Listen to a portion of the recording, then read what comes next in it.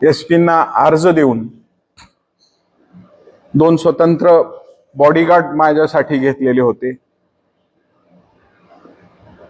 आणि मनामध्ये पक्क ठरवलं होतं सकाळी 7:30 ते मतदान संपेपर्यंत त्या ठिकाणी आपण हजर राहायचंय।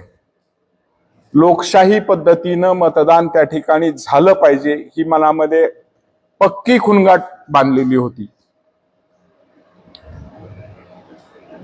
जे कोणी प्रशासनातले लोक होते, पोलीस यंत्रणा होती, त्यांच्यावरही सरकारचा मोठा दबाव त्या ठिकाणी पाहायला मिळाला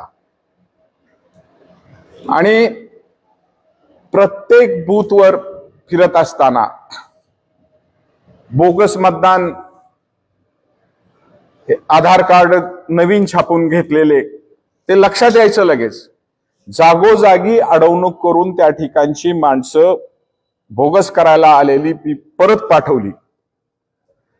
एक तर असं उदाहरण होतं, वयवर्ष 72 मुलगी आणि मतदान करायला आलेली एक तरुणी त्या ठिकाणी दिसली।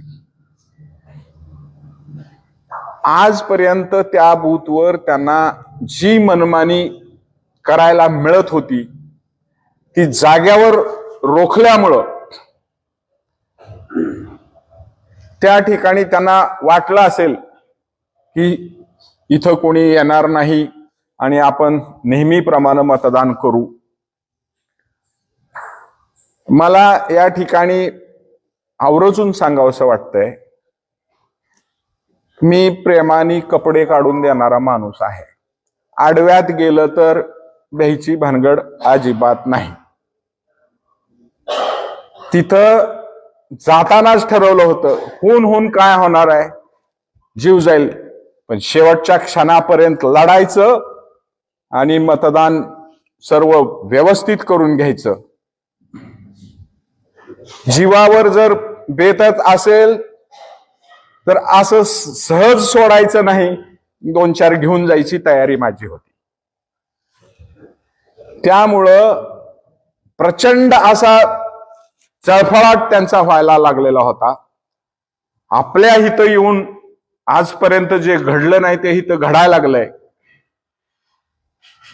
आणि ही निवडणूक आपल्या आता हातातनं गेलीये म्हणून 4 वाजेपर्यंत मला माहित होतं